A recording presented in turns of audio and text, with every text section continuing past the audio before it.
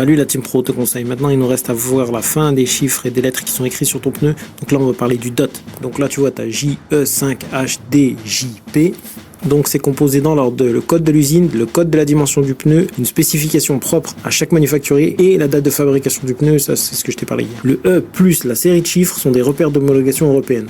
Le E, c'est un symbole qui signifie Europe et qui indique que le pneu a été homologué dans un pays européen qui a adhéré à la norme CEE-R30. Le 4 indique le pays qui l'a homologué et la série de chiffres après, c'est le numéro d'approbation du pays concerné. Après, tu as les autres marquages spécifiques au constructeur et les autres références. Donc tubeless, ça veut dire sans chambre à air. Outside, inside, c'est le côté extérieur ou intérieur, c'est-à-dire quand tu montes le pneu. Rotate plus flèche, c'est le sens de rotation du pneu. M plus S, c'est mode and snow, c'est-à-dire boue et neige. Quand il n'y a pas de marquage, c'est que c'est un pneu été. 3PMSF, ça veut dire 3 Peak Mountain Snowflake. C'est un pneu hiver, mais plus que le M plus S en fait. C'est un pneu neige quoi, comment dire. Allez, c'est tout pour moi aujourd'hui. Abonne-toi pour plus de tutos, de conseils, de fouets de partage. Ciao.